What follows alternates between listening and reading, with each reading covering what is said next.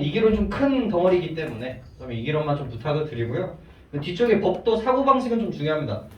내용 자체는 그렇게 어렵지 않았다고 생각해요. 푸는데 무리는 없을 것 같은데 나오는 그 법적 사고방식 자체가 계속 나오는 사고방식이라서 그거는 좀 영상으로 좀 찍어 드릴 거고, 뒤쪽에 기술은요 나중에 아마 전자 특집이 한번 있을 겁니다. 전자 원자 특집이 한번 한 주 있을 거거든요. 그때 묶어서 이제 같이 좀 보여드릴 거니까 최대한 이제 이해하고 문제 풀어보시고 이제 첨삭 때 좀 질의응답 정도 하는 거로 일단 넘겨보겠습니다. 문학은 다 봐야 돼요. 그거 빼고 국제시장 빼고는 다 중요한 작품들입니다. 첫 번째, 자 한번 보죠. 이거는 이제 뭐로 보시면 되냐면요, 우리 이거 완전 넘어서기 항상 첫 페이지 개념과 글감들이 좀 있을 거예요. 자, 뭐부터 보냐? 향수부터 보죠. 향수. 아까 보니까 문제 자체는 그렇게 다 잘 푸시더라고요. 그래서 문제 좀 포커싱보다는 작가와 이 표현법에 좀 초점을 줘보겠습니다. 안타깝게도, 아니 어쩌면 당연하게도 누가 등장합니까? 우리 정정환 씨가 등장. 이분의 시의 가장 큰 특징은 뭘까요? 우리 윤동주 아저씨의 가장 큰 특징은 뭐였어? 부끄러움과 성찰이었죠. 우리 백석 아저씨의 가장 큰 특징은 뭐였어요? 고향에 대한 그리움과 토속적인 정감들이었죠. 그럼 정지용 아저씨의 가장 큰 특징은 뭘까요? 이분은 우리나라 문학사에서 어떤 발자취를 남기신 분이기에, 여러분 교과서에 있는 분들은요 모두 다 문학사에서 변화를 주신 분이에요. 그런 것들이 잘 안 쓰이다가 이 사람 이후부터 존나게 쓰이는 그런 구조들인데, 이 정지용 아저씨를 1번을 뽑아라라고 얘기하면요 감각적 심상입니다. 우리나라에서 감각적 심상을 가장 잘 쓰신 분이고요. 이분 이후로 나오는 감각적 심상적 시들이 엄청나게 많아집니다. 그래서 시각, 후각, 촉각, 미각, 청각 이런 것들이 엄청나게 중요하게 다뤄질 거고요. 심지어 5번에 뭐까지도 잡아주셔야 돼요. 그놈의 공감각적 심상까지 정확하게 잡고 가시는 게 이 향수의 포인트라고 보시면 되겠습니다. 그리고 이분도 이러니저러니 해도 언제예요? 일제감정기 시대를 살고 있었기 때문에 과거에 대한 그리움이 백석과 유사하게 나옵니다. 그러니까 이 백석분이 되게 중요한 분인 게 뭐냐면, 윤동주도 그렇고 정시용도 그렇고 이 백석한테 영향을 엄청나게 많이 받았어요. 그래서 백석 시들이 다 되게 어때? 고향에 대한 그리움들이 엄청 세잖아요. 이분도 마찬가지인 거예요. 고향이 과거에는 너무 그리웠어. 하지만 막상 돌아가 보니까 어때? 다 파괴되어 있단 말이야. 그래서 그거에 대한 그리움 이런 것들이 있는데, 이 작품 향수 제목 어떻습니까? 향수병? 알대 향수거든요. 그래서 고향에 대한 그리움이 이제 주제 의식이고요. 그래서 디테일을 한번 좀 보도록 하겠습니다. 그래서 뭐에 좀 포커싱을 둔다? 이 페이지 보시면 향수에 나타난 감각적 표현과 그 효과가 등장하죠. 그래서 시각, 청각, 촉각, 공감각 이쪽 부분을 좀 초점을 두시고요. 그리고 후렴구에 좀 초점을 두시면 이건 좀 마무리가 될 겁니다. 자, 들어가 보죠. 넓은 벌 동쪽 끝으로 옛 이야기 지줄대는 실개천이 휘돌아 나가고, 얼룩배기 황소가 해설피 금빛 게으름 우는 곳, 그곳이 차마 꿈엔들 이칠이야. 자, 시작점 뭐로 시작하죠? 넓은 벌 동쪽 끝으로 옛 이야기 지줄대는 실개천이 휘돌아 나갑니다. 뭐로 시작하고 있어요? 풍경을 묘사하면서 이야기를 시작하고 있는 거죠. 과거의 고향에 대한 그리움을 보여주기 위해서 과거의 전경들을 묘사하고 있는 거예요. 동쪽 끝으로 누가 가고 있어요? 실개천이 가고 있습니다. 들판에 실개천이 있죠. 자, 우리 요즘 실개천 봐요, 못 봐요? 못 본단 말이야. 이런 것들 다 뭐라고 부릅니까? 다 뭐라고 불러요? 소속적 소재라고 이야기를 하죠. 이런 것들. 근데 실개천이 그냥 가는 게 아니라 옛 이야기를 지줄대면서 갑니다. 그래서 여기서 두 가지가 잡히는데, 1번 뭐가 잡힙니까? 1번 실개천이 이야기할 수 있어요, 없어요? 도대체 의인법은 언제까지 드릴 거야? 사실 그러지 좀 마. 뭐야 의인법. 그리고 두 번째, 지줄된다라고 이야기하니까 당연히 무슨 이미지가 잡히는 거예요? 청각적 심상이 잡히는 거예요. 근데 문제는 뭐야? 옛 이야기 지줄되는 실개천이 어떻게 된대요? 휘돌아 나간대요. 그냥 끝나는 게 아니라 휘돌아 여기가 우주가 이렇게 하면 휘 돌아 나간다. 그래서 청각적 이미지였던 게 요 휘자 휘돌다 이거 뭐야? 시각적인 그런 거거든요. 그래서 이게 시각이 잡혀요. 그래서 이렇게 묶어서 이거를 뭐라고 부르게 되는 거예요? 한순간에 두 가지 감정이 같이 있다라고 이야기를 했어요. 공감각적 침상이라고 이야기를 하게 되는 거예요. 근데 이게 학교마다 조금 논점이 조금 달라 왔다 갔다 하거든요. 이게 이렇게 잡기도 하고요. 이렇게 잡기도 하고요. 그냥 청각이라고 하기도 하고요. 그냥 시각이라고 하기도 합니다. 되게 명확한 부분이 이제 뒤쪽에서 나오기 때문에 얘는 좀 애매한 부분들이 사실은 좀 있어요. 그래서 실제로 이 2페이지에 청각적 침상으로 그냥 잡혀 있죠. 옛 이야기 지줄되는 실개청. 그래서 그냥 일단은 청각으로만 좀 잡아주세요. 이 작품은 되게 명확한 공각적 침상이 2번 나오기 때문에 거기에서만 조금 얘기를 하겠습니다. 그 다음에 소재가 계속 등장하거든요. 일단 여긴 청각으로만 잡을게요. 일단은 보기에 따라 달라서. 그래서 수능에서는 절대로 애매한 부분은 나오지 않습니다. 절대로. 얼룩배기 황소가 해설피 별 5개죠. 금빛, 게으름, 울음, 고는 것. 실개청. 그 다음에 황소가 있고요. 황소에서 나오는 이 부분이 너무 중요하죠. 금빛, 제일 유명한 게으름, 울음소리. 원래 얘기하고 싶은 게 뭔가요? 그러니까 맨날 틀려는 게 그거거든요. 뭐뭐의, 뭐뭐화를 틀리는 거예요.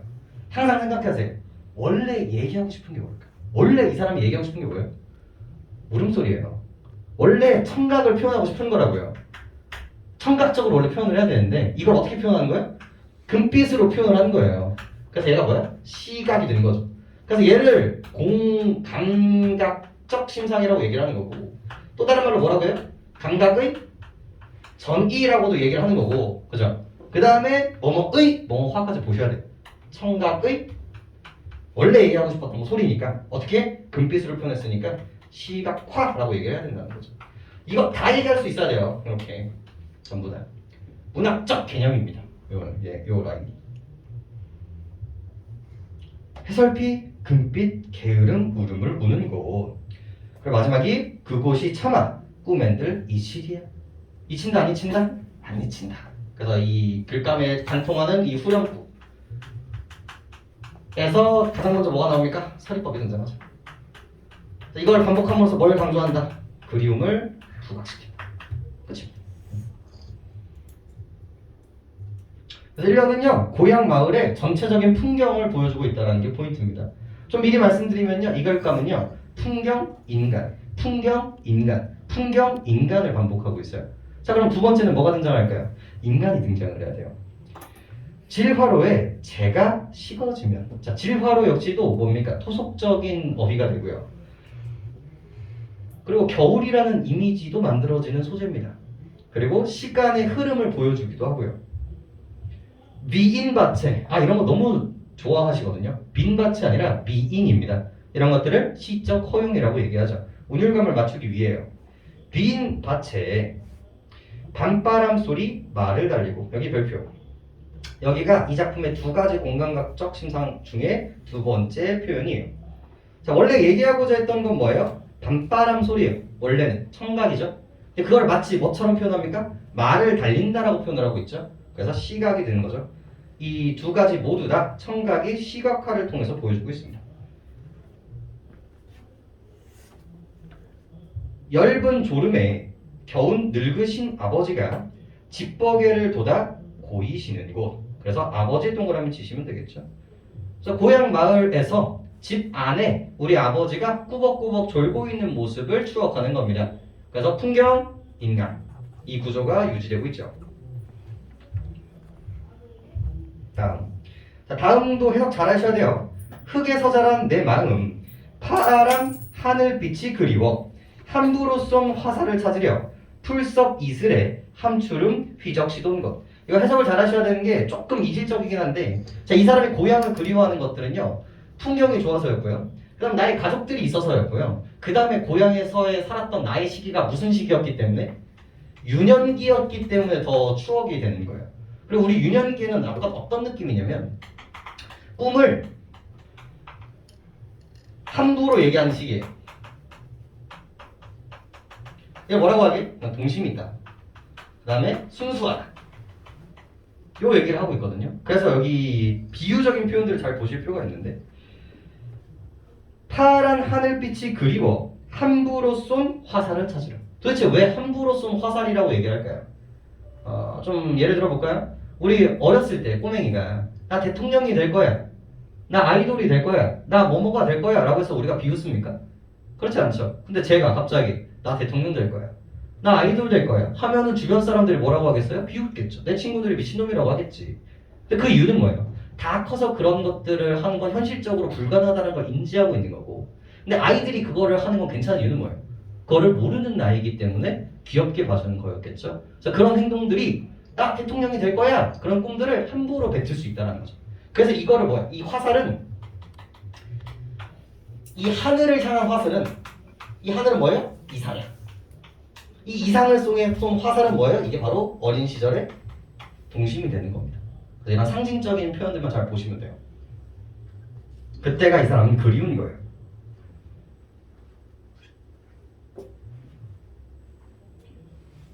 함부로 쏜 화살을 찾으려 풀섭 이슬 함추롬 휘적시던 곳. 자, 이것도 조금 조심스러운데요. 이게 교과서에 한번 실린 적이 있어요.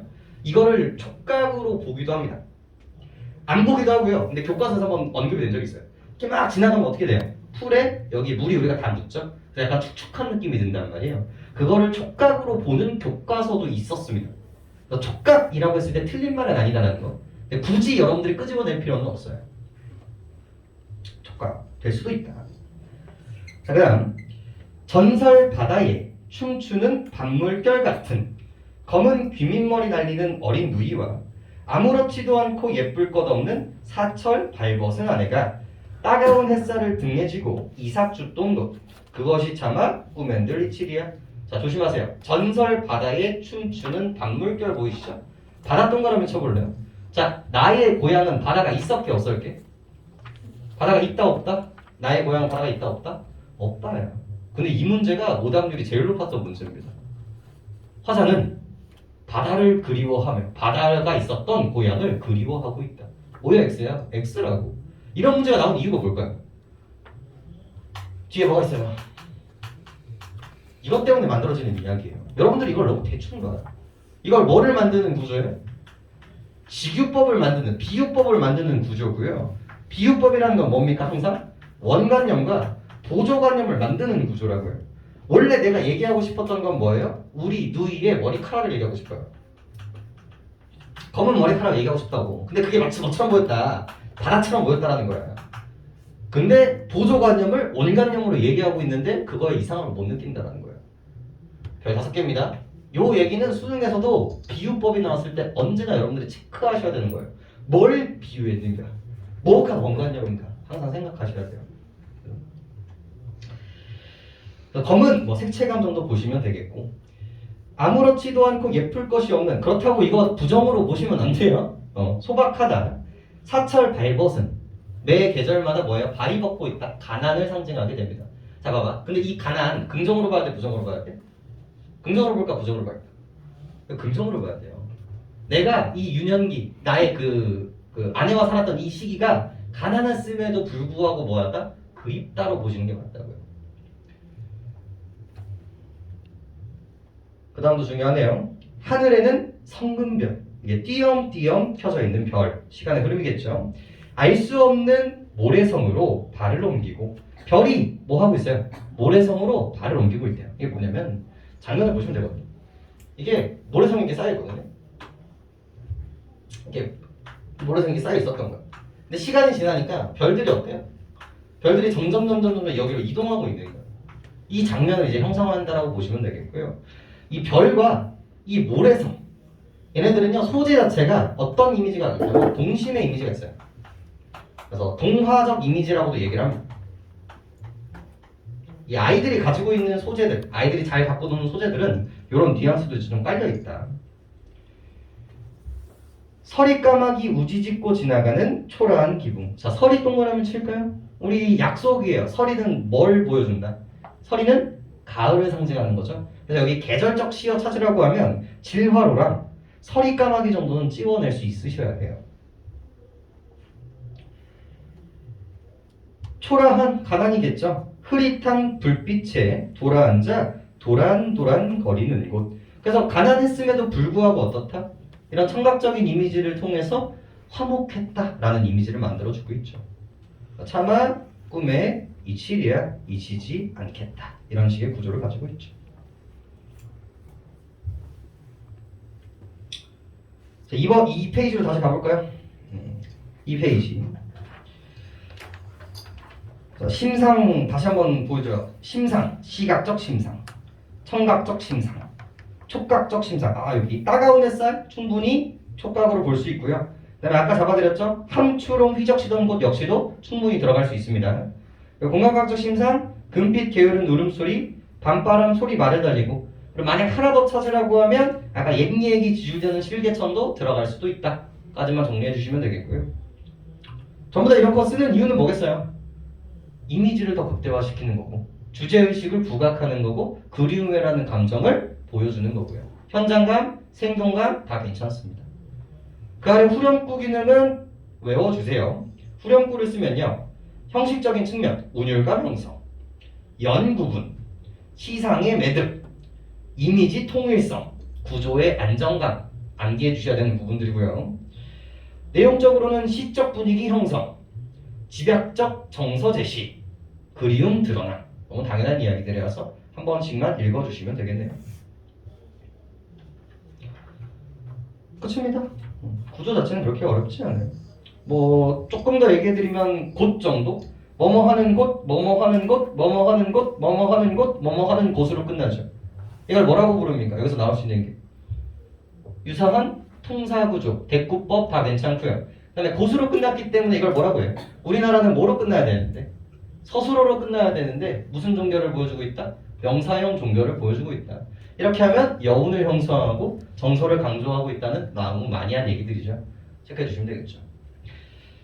그래서 향수는 여러분들 아마 학교 내신에서도 몇 번 봤을 테니까 이 정도로 좀 잡아드리고, 사실 그 다음이 좀 진짜입니다. 조금 아쉬운 건 이번 6월의 소재가 뭐였어요? 기억나요? 6월에 뭐 나왔는지? 이황의 사시가 나왔고요. 그죠?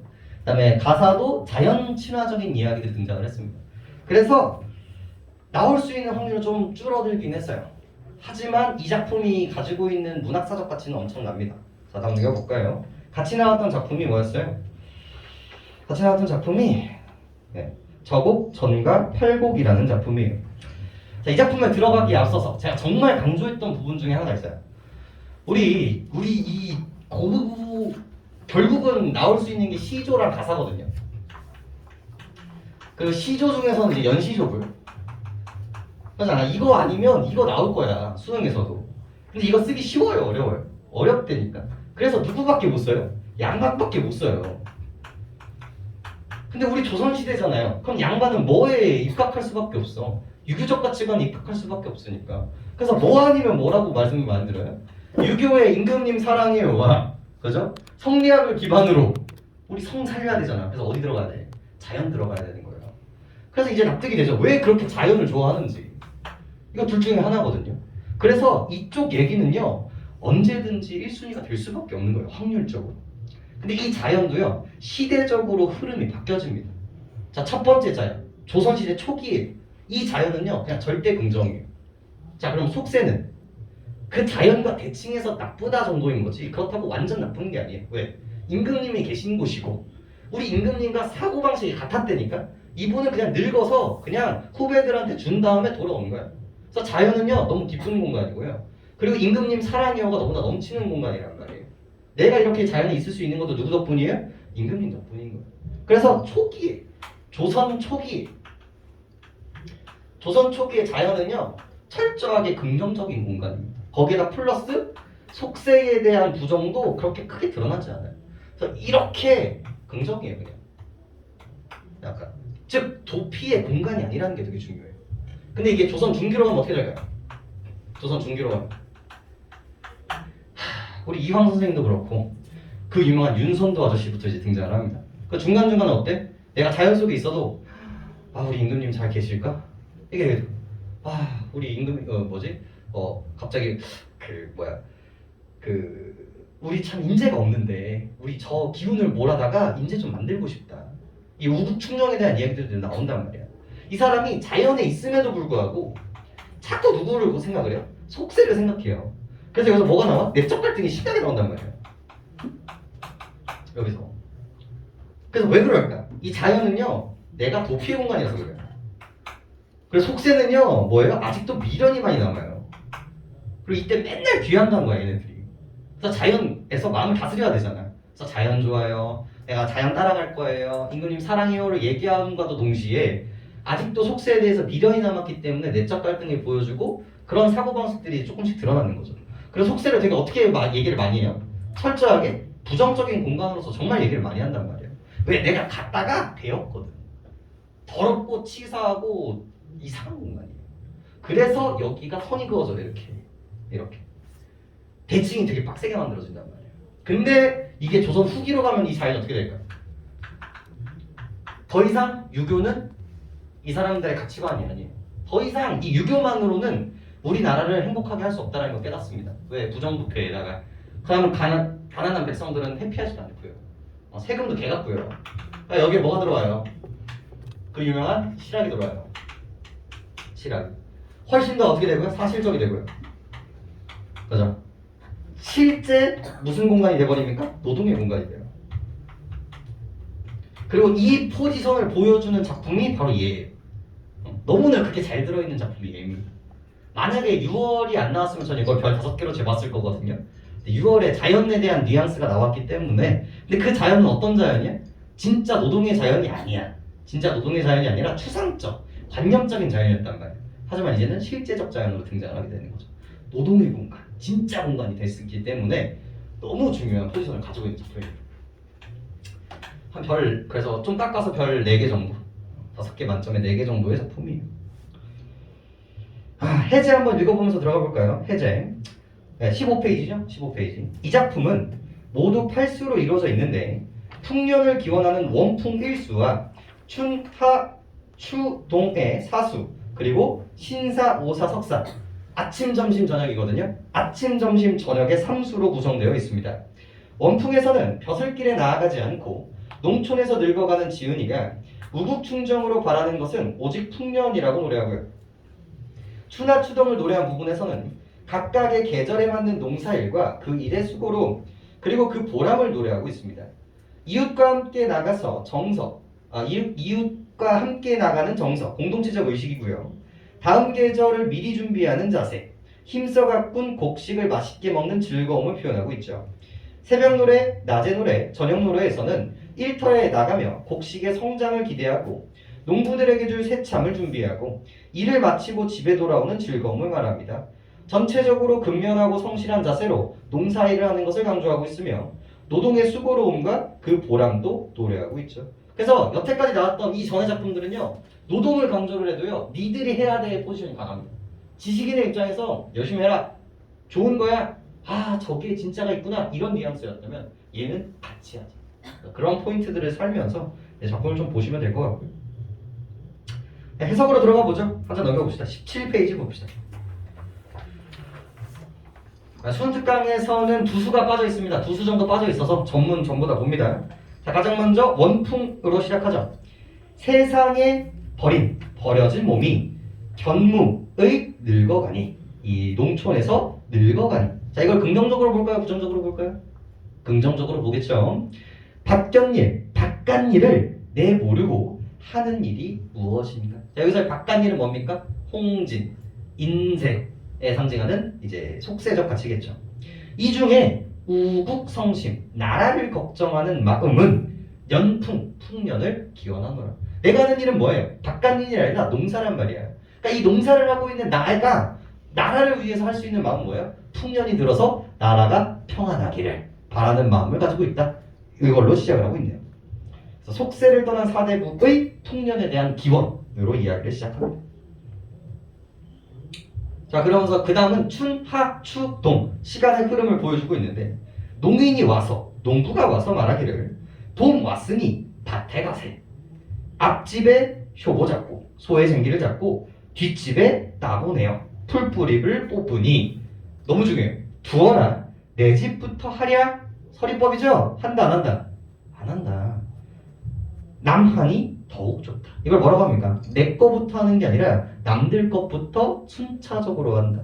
품앗이 둘의 농촌 사회의 공동체적 의식, 상부상조의 모습을 보여주고 있다. 그리고 봄이 됐으니까 뭐야? 서로 상부상조하면서 서로 도와가면서 농사를 짓자. 옆에 있는 사람이 와가지고 농사 짓자고 하고 있잖아요. 아주 현장감 넘치죠. 다음, 여름입니다. 여름날 더운 적에 단따히 불이로다.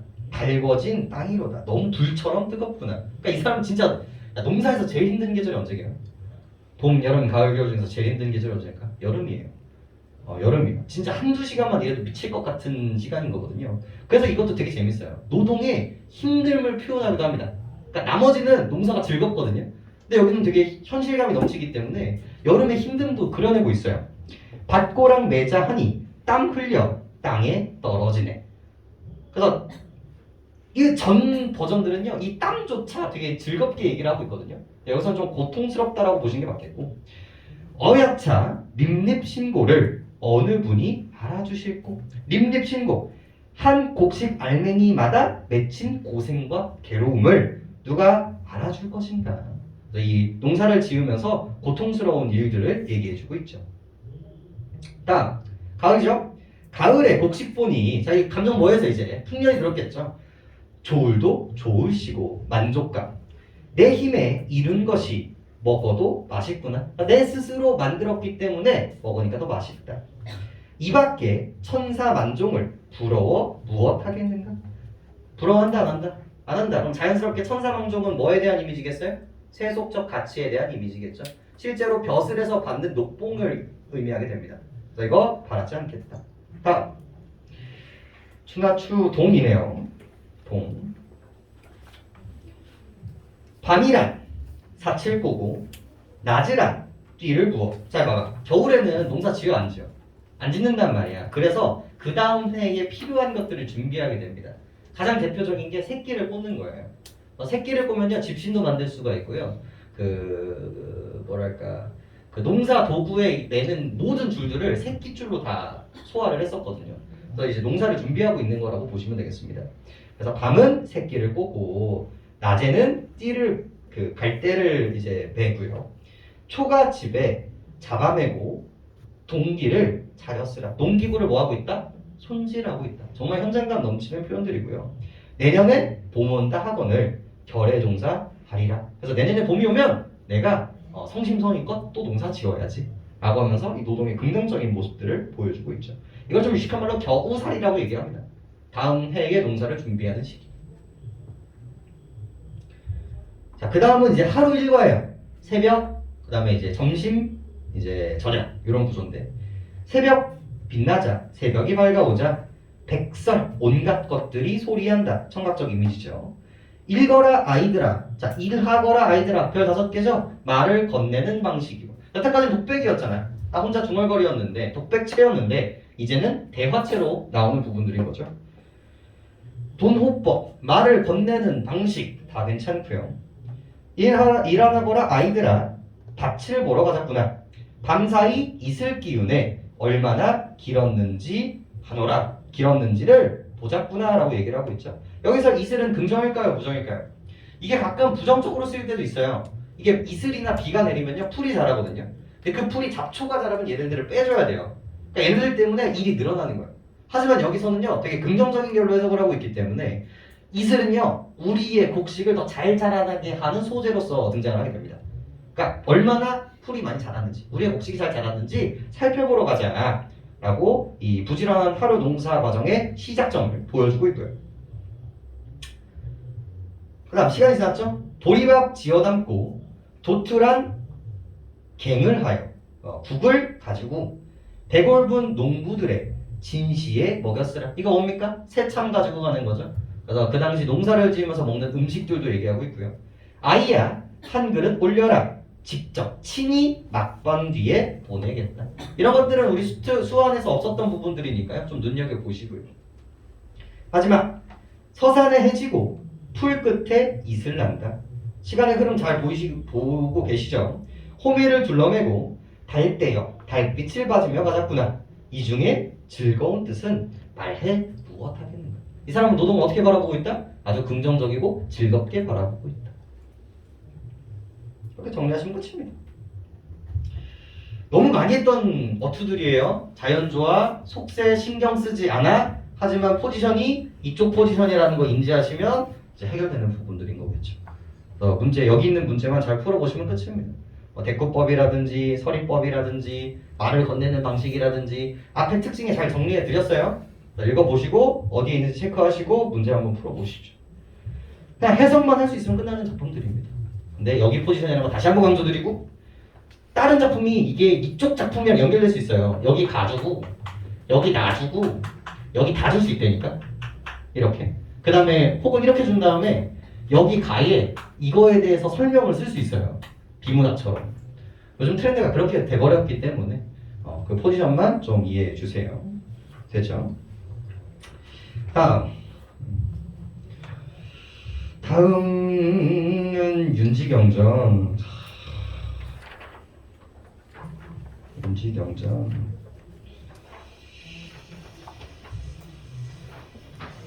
타인의 방부터 할까요? 타인의 방부터 볼까요? 윤지경전부터 볼까요?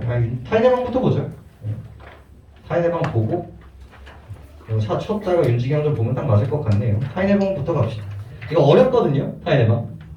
현대소설. 나올 것 같아요? 안 나올 것 같아요? 하면은 안 나올 것 같긴 해요. 왜냐면 좀 너무 난해하고요. 그리고 하이라이트 부분이 나왔기 때문에 특히 되게 재밌죠? 이 사람이 결국 뭐가 되는 거야? 하나의 물건이 되버립니다. 우리 카프카의 변신이라는 작품이 있거든요. 내가 갑자기 눈을 떴는데 어느 날 내가 바퀴벌레가 되어 있는 거야. 또 주변 사람들이 나를 벌레 취급을 하면서 이제 점점 사람의 그 멘탈이 나가는 그런 소설이 있거든요. 그러니까 이제 서양에는 변신이 있다면 우리나라에는 이제 타인의 방이 있다 라는 식의 이제 이야기가 됩니다. 이 사람 남자 인간이 등장하잖아요. 점점 애가 미쳐가다가 뭐가 돼요? 하나의 물건이 돼버리는 거죠. 이 글의 주제의식이 뭘까요? 그러니까 이 글이 나왔던 그 시점을 보시면 참 좋은데 결국은 하나의 키워드, 이 도시화, 이 속에서 이 인간은 어떻게 될 수밖에 없다? 파편화되고 물질화될 수밖에 없다는 거예요. 우리가 베이스로 깔아야 되는 작품이 뭘까요? 대장간의 유혹 아시면 됩니다. 내가 버스 타고 가다가 뭐처럼 느껴져요? 플라스틱 물건처럼 느껴지고요. 똥덩어리처럼 느껴진단 말이에요. 나는 하나의 개성적인 인물이 아니라 그 남들과 똑같은 공산품처럼 느껴질 때 난 미칠 것 같다는 거지. 그러니까 얘랑 나랑 똑같아. 그럼 내가 살아갈 가치가 있나? 나 없어져도 다른 사람이 대체가 된단 말이야. 이게 사람을 미치게 만드는 거거든요. 근데 재밌게도 이때 되게 장소가 원래 이전에는 항상 장소가 그냥 집이었거든요. 근데 이 집 여기선 이 장소가 엄청 중요해요. 뭐로 시작해요? 이 도시화를 상징하는 이 아파트에서 이 이야기가 시작이 됩니다. 아파트. 왜 아파트일까? 남들과 똑같은 공간이기 때문에 그래요. 이때의 사람들의 이 사고방식이 되게 중요한데 이 사람들은 되게 우리는 도시에서 태어나서 도시에서 죽어요. 근데 이 당시의 사람들은 어때요? 시골에서 태어나서 도시에서 죽는단 말이야. 그러니까 시골의 가치를 되게 긍정적으로 생각을 해요. 시골에서는요 개개인이 되게 명백했고요. 개개인이 서로에게 영향을 주는 시대였단 말이에요. 서로의 숟가락 개수까지 안다라는 말이 있을 정도로 서로 긴밀하고 도와주는 시대였다면, 공동체적 의식이 있었다면 도시로 되면서 어떻게 돼요? 아파트로 들어가면서 여러분들 옆집 사람 누군지 알아요? 심지어 요즘이야 이제 앞뒤로 되어 있지. 옛날에 이제 복도식 같은 경우는 어때요? 한 층에 막 10개씩 있단 말이야. 810호까지. 근데 다 알아? 그렇지가 않다는 거죠. 옛날에는 마을 다녔어도 다 알았거든요. 농구 치면서 막 다 알아갔단 말이야. 개똥이 아버지 다 안단 말이야. 근데 우리는 하나도 모른다. 그런 것들을 이제 보여주고 있고, 그런 것들이 이제 인간이 아니라 물건과 다름이 없다. 이런 것들을 이제 전달하고자 하는 작품이라고 보시면 되겠습니다. 51페이지 가볼까요? 51페이지. 해제부터 읽고 한번 들어가 보죠. 51페이지.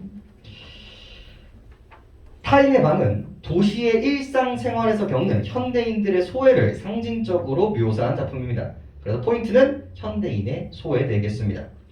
작품의 주인공은 어느 날 가장 확실하다고 믿어온 것부터 무너지는 자신의 삶을 발견하죠. 주인공은 자신이 살고 있는 아파트까지 소유권을 인정받지 못하는 것을 시작으로 자신을 스스로 타인에게로 느끼는 상황으로 빠져들어갑니다.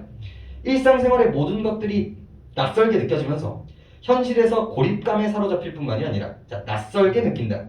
고립감 보시면 되겠고 결국은 스스로를 집 안의 사물 중에 하나로 생각하게 됩니다. 이 소설은 초현실주의 기법으로 동그라미 치시죠. 현대인의 소외의식을 묘사하고 있습니다. 이 작품에서 어디가 초현실적인 부분일까요? 갑자기 물건들이 물고기가 되고 날아오르고 나한테 말을 건넨단 말이에요. 이런 것들이 초현실주의 기법이라고 보시면 되겠고 자신의 방에서조차 우울과 고독, 불편과 불안을 느끼는 남자의 내면은 마침내 주위의 사물에까지 투영되어 그 사물들을 움직이게 합니다. 가구들이 어제의 가구가 아닌 것처럼 그 방은 자신의 방이면서도 낯설고 불편합니다. 그러니까 분명히 내 방인데 점점 낯설어져요. 제목을 떠올리시면 됩니다. 그래서 내 방임에도 불구하고 뭐라고 지칭하는 거예요? 타인의 방이라고 지칭을 하게 되는 거죠. 곧 타인의 방인 것이죠. 이것을 자신을 둘러싸고 있는 환경으로부터 철저한 소외감과 고립감을 맛보는 현대인을 비유하고 있습니다. 그러한 상태에서 벗어날 수도 없으며 오직 체념할 수밖에 없죠. 그리고 그러한 상황은 반복되는 것입니다. 그래서 만약에 이 작품이 나오면요, 가장 중요한 오답은요, 이 남자가 의지를 갖고 개선하려는 의지를 갖고 있다. 뭐 이런 식의 뉘앙스들이 가장 큰 오답으로 등장하게 될 거죠. 벗어날 수가 없거든요. 자, 구성에서 이제 이야기를 좀 시작해 볼까요? 구성, 발단. 출장에서 돌아온 그는 자신의 아파트 문을 두드리다가 이웃 주민들에게 낯선 사람 취급을 받고 언쟁을 벌입니다. 그는 열쇠로 문을 열고 실내로 들어섭니다. 자, 이야기의 시작은요, 한 남자가 이 아파트 문을 두드리면서 시작을 해요. 자기 집이거든요. 근데 안 열어요. 왜 그럴까? 되게 오랜만에 출장 갔다가 우리 집에 왔어요. 근데 띵동 해도 안 열고요. 쾅쾅쾅 해도 안 열어주는 거예요. 원래 아내가 있어요. 아내가 이제 집에 있는데 아내가 그런 얘기를 되게 많이 해요. 나는 잠이 들면 누가 잡아가도 모른다. 근데 이 사람의 마음속에서는요, 아내가 맞아줘야 남편으로서의 권위가 산다라고 생각을 했었던 그런 사람이었어요. 그래서 쾅쾅쾅 두드리면서 아내가 나오기를, 깨기를 기다리고 있었던 거예요. 근데 하도 쾅쾅쾅 거리니까 옆집 사람이 나와가지고 얘기합니다. 지금 뭐 때문에 그러세요? 거기 사람 안 산지 꽤 오래됐는데. 누구세요? 그러니까 제가 이 집 주인입니다 라고 얘기하니까 되게 의심의 눈초리를 봅니다. 아닌데, 내가 알기로는 이 집에 주인이 없는데, 당신이 아닌데? 라고 얘기를 하는 거죠. 자, 여기가 포인트예요. 첫 번째 이 글의 메시지 첫 번째 뭐예요? 인간소예요. 바로 옆집 사람도 안다 모른다? 모른다를 보여주고 있는 거고, 심지어 자기 집임에도 불구하고 그 주인을 인정받지 못해요. 그래서 그것 때문에 너무 화가 나서 이 사람이 지금 되게 약간 분노 조절 장애로 등장하거든요. 갑자기 아니에요, 제가 주인이에요 하고 들어가면 되는데 버럭버럭 화를 지릅니다. 아니 나가 맞다고. 그러니까 이런 것들이 뭐의 발버둥이에요? 파편화가 되는 자신의 모습을 피하고 싶은 이 사람의 발버둥들인 거거든요. 그래서 심지어 키가 있었음에도 불구하고 두드리고 있었던 거예요. 그래서 자기가 주인이라는 걸 증명하기 위해서 키를 꺼내 들고 이제 방으로 들어가게 됩니다. 그래서 방에 들어가서 이제 걸어 다니기 시작하는데 이상하게 뭔가 낯설어요. 그리고 분명히 집에 사람이 있어야 되는데 사람이 없는 거예요. 누가 있어야 돼? 이 아파트 안에 아내가 있어야 되는데 아내가 없어요. 화가 납니다. 화가 나. 그 다음 볼까요? 전기. 그는 심한 고독을 느낍니다. 집안에는 딱딱해진 팡 조각밖에 없으며 신문도 없고 시계는 고장나 있습니다. 목욕을 하다가 아내가 씹다 붙여놓은 껌을 씹으며 기분을 달래고요. 욕실에서 나와 화장대 위에 놓인 아내의 편지 내용을 생각해내고 문득 아내가 거짓말을 하고 있음을 깨닫게 됩니다. 자, 아내를 찾습니다. 아내를 찾았는데 화장대에 편지 하나가 놓여 있는 거죠. 아버지가 아프시다는 정보가 왔어요. 오늘 아버님을 보러 갈 거니까 빵은 식탁 위에 있으니까 차려 드시고 밥은 책상 위에 있으니까 차려 드시고 좀 기다려 주세요 라는 편지가 있습니다. 그래서 그것 때문에 화를 내면서 막 투덜투덜 거리다가 배가 고파서 부엌에 갑니다. 근데 부엌에 갔는데 딱딱하게 굳어있는 빵밖에 없는 거예요. 그러니까 일단 여기서 좀 이상해. 오늘 갔으면 그 빵이나 음식들이 어떻게 됐을까? 괜찮았을 거란 말이야. 근데 어때? 딱딱하게 굳어있다는 건 되게 오랫동안 방치되어 있다는 얘기인 거예요. 하지만 이제 투덜투덜거리면서 먹으면서 엄청난 이제 소외감을 느끼는 거죠. 그리고 이 불편함을 이제 지우기 위해서 욕실로 가요. 그래서 욕실에서 이 사람이 이렇게 누워가지고 이 뜨뜻한 물을 마시면서 생각을 하는 거죠. 근데 그 아내가 어떤 버릇이 있냐면 씹던 껌을 여기다 이제 붙여놓는 버릇들이 있어요. 그래서 그거를 떼서 먹으면서 샤워를 하는 거야. 근데 그러면서 마음 좀 가라앉아. 봐봐. 이것들이 상징하는 바가 뭘까?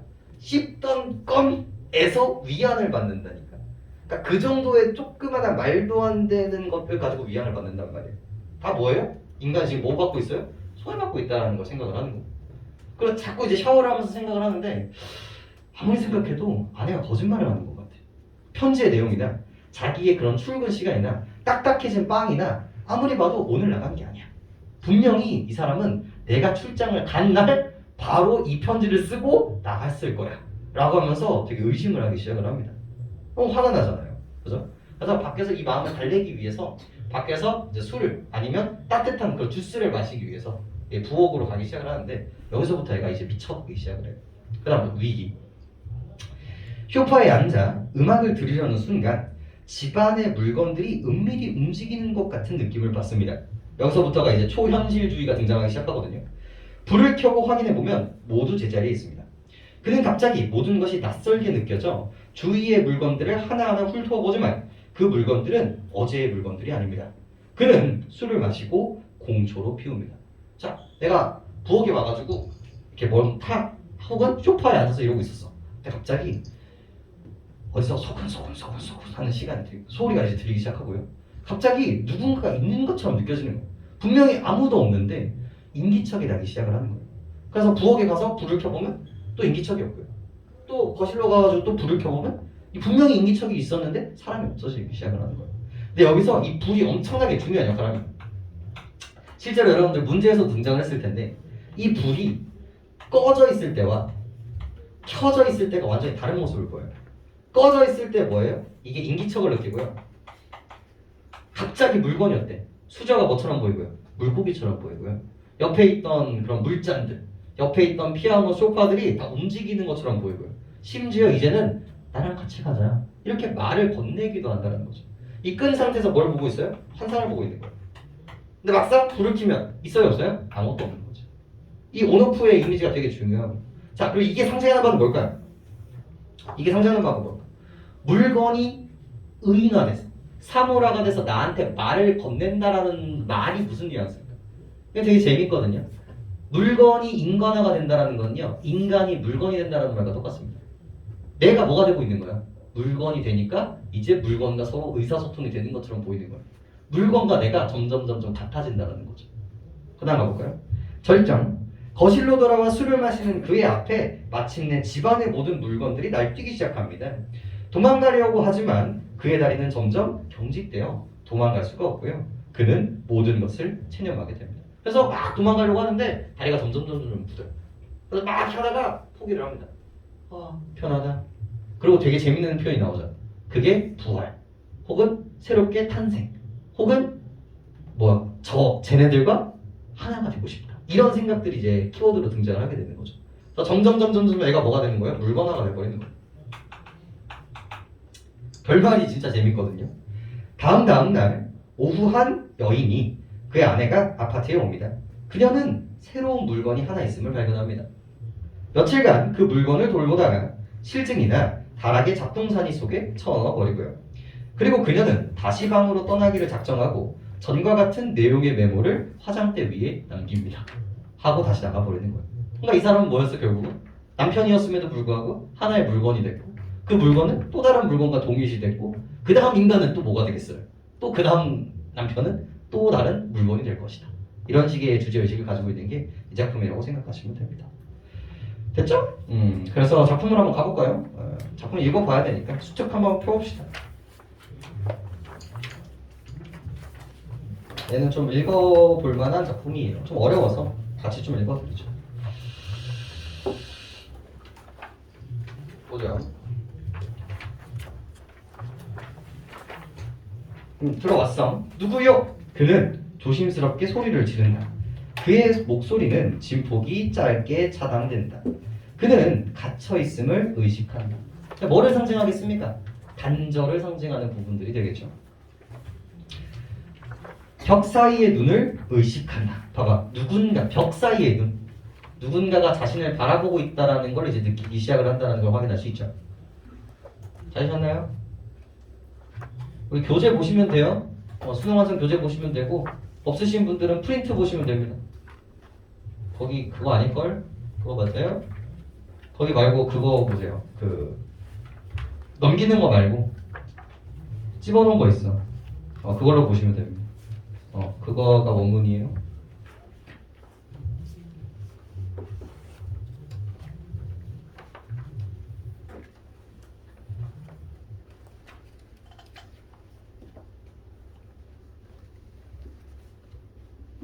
몇 페이지니?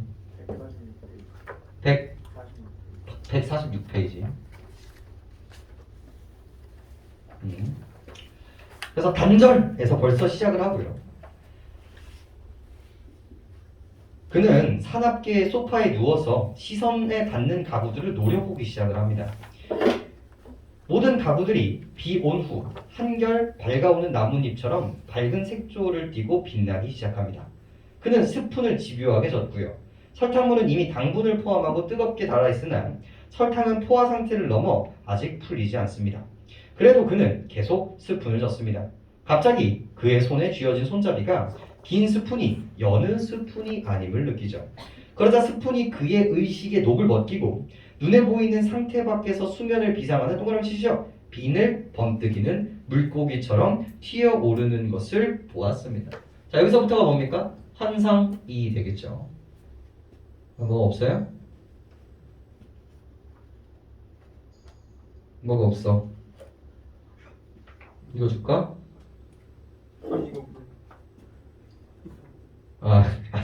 니거 찾는 거야? 아니씨. 그죠? 그래서 여기서부터 이제 환상을 보고 있고요. 이게 되게 아이러니한 거죠. 물건이 생명력을 얻으면 얻을수록 자기 이 주인공은 점점 어떻게 되는 거야? 물건이 된다라는 걸로 생각해 주시면 됩니다. 그러니까 되게 역동적으로 그려내고 있거든요. 그 역동적은 또 역설적으로 점점 나의 동적인 동력들이 없어지고 있다는 의미와 동일하게 되는 겁니다. 그래서 그는 힘을 다해 스푼을 줍니다. 그러자 스푼은 산생전을 만질 때 느껴지는 뿌듯한 생명감과 안간힘의 요동으로 충만하죠. 그리고 소나기에 주어진 스푼은 손가락 사이를 민첩하게 빠져나갑니다. 그는 잠시 놀란 나머지 입을 벌린 채 스푼이 허공을 날면서 중력 없이 둥둥 떠서 흐르는 것을 보고요. 그는 온 방 안의 물건을 자세히 보려고 다짐하고는 눈을 부릅뜨립니다. 그러자 그의 의식이 닿는 물건마다 일제히 흔들리면서 흥을 돋구기 시작하는 것이었습니다. 환상이 시작되고, 자, 불 킨 채일까요? 불 끈 채일까요? 불이 꺼져 있는 상태예요. 그는 비틀거리면서 일어나 거실에 스위치를 넣으려고 했습니다. 그는 스위치를 넣습니다. 항상 말씀드리죠. 모든 문학에서요, 뭐는 언제나 중요하다? 변화가 나왔고 이 전후의 인과구조가 바뀌면 문제로 나오는 포인트라고 많이 말씀드려요. 형광등의 꼬마 전구가 반짝반짝 거리면서 몇 번씩 반출합니다. 그러다 방안이 밝아오고요. 그는 스푼이 담수어처럼 얌전하게 소나기 속에 쥐어져 있음을 발견하게 됩니다. 그래서 이 불이라는 버튼이 환상을 켰다가 껐다가 하는 부분이라고 생각하시면 되겠죠. 그는 조심스럽게 온 방의 물건들을 조금 전까지 흔들리고 튀어오르고 덜컹이던 물건들을 하나하나 훑어보기 시작했고 물건들은 놀랍게도 뻔뻔스러운 낯짝으로 제자리에 가라앉아 있습니다. 그는 자 감정 보세요. 비애를 느꼈습니다. 이 사람의 비애의 이유는 뭘까요? 이 방이 타인의 방처럼 느껴지기 때문인 거예요. 더 이상 나의 공간이 아니라 내가 더 이상 인지하고 이해할 수 없는 공간으로 넘어가고 있기 때문에 점점점 단절되고 점점점 소외받고 있기 때문에 이 슬픔을 느낀다라고 볼 수 있겠고요. 무사무사의 안이 속에서 그러나 비웃으면서 물건들은 정좌해 있습니다. 그는 투덜거리면서 스위치를 내립니다. 그리고 소파에 앉아 단 설탕물을 마시기 시작하죠. 방 앞 어두운 구석구석에서 수근거리는 소리가 들려옵니다. 그러니까 불을 끄니까 다시 환상이 보이기 시작을 하고요. 어둠과 어둠이 결탁하고 역적 모의를 논의합니다. 친구여, 우리 같이 얘기합시다. 심지어 이제 말을 건네기 시작하죠. 방 모퉁이 직각의 앵글 속에서 한 놈이 용감하게 말을 걸어오죠. 벽면을 가는 다종류 벌레의 발소리가 들려오고요. 옷장의 거울과 화장대의 거울이 투명한 교미를 하는 소리도 들립니다. 그는 어둠 속에서 눈을 부릅뜨고요. 벽이 출렁거리고 그의 몸은 천천히 움직이게 되죠. 그래서 환상이 점점 극대화되고 있는 모습을 여러분들은 보고 있는 거예요. 마지막 보죠. 그는 부엌을 답사하였고 그럴 때에는 욕실 쪽이 의심스러웠습니다. 욕실을 보고 있으면 거실 쪽이 의심스러웠죠. 그는 활창, 거중기처럼 뛰고 또 뛰었습니다. 그러나 그는 아무것도 아무런 낌새도 발견할 수 없었죠. 무생물에 놀란다는 것은 부끄러운 일이다라고 생각했습니다. 감정선을 좀 잡아주시고요. 그러자 그는 비로소 안심이 되었습니다. 그래서 거만스럽게 걸어가서 스위치를 내렸죠. 그러니까 이런 것들이 또 뭐야? 이 전에 중략된 부분에 얘가 또 뭐 했었던 거예요?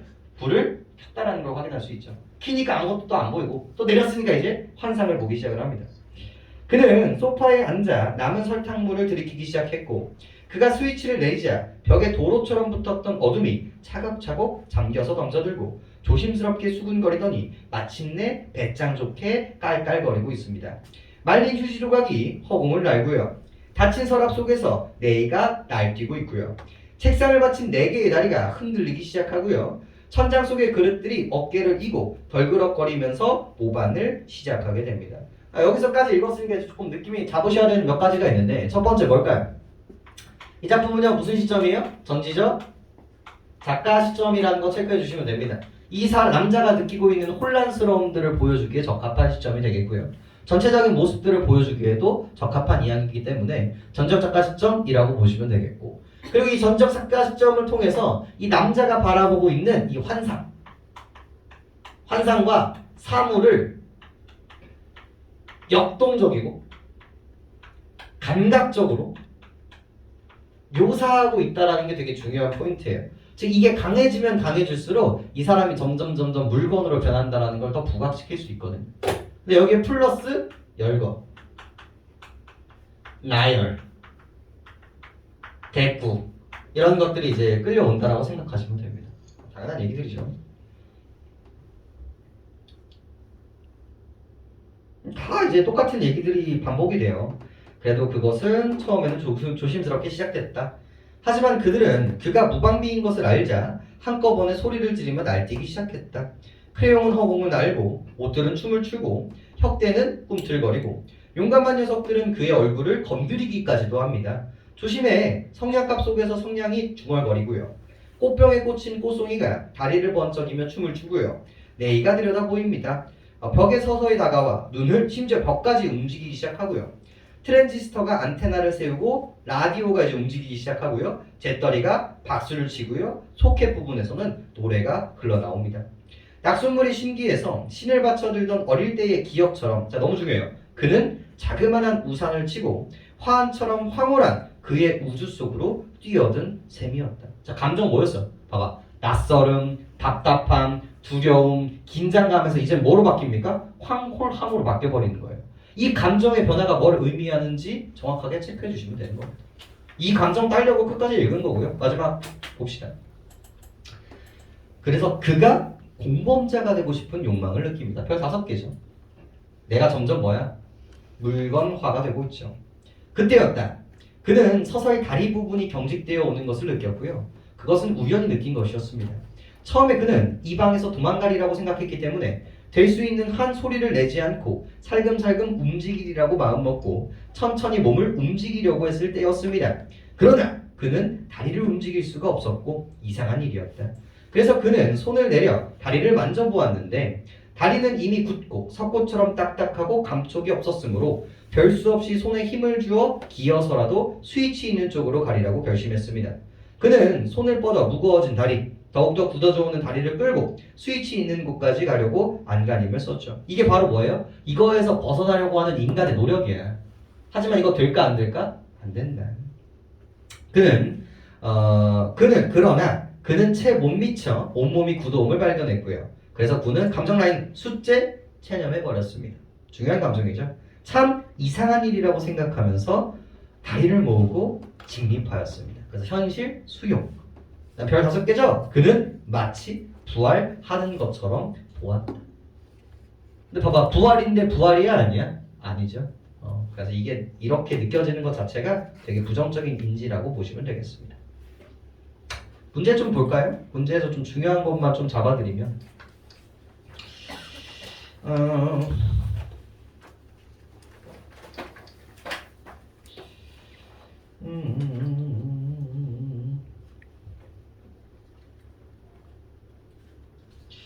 나머지는 다 괜찮은데 26번? 26번은 계속 반복해서 말씀드렸던 부분들이에요. 이 스위치의 전후에 따라서 이 사람의 감정선들이 다르고 물건의 변화들이 되게 많단 말이에요. 4번 읽어볼까요?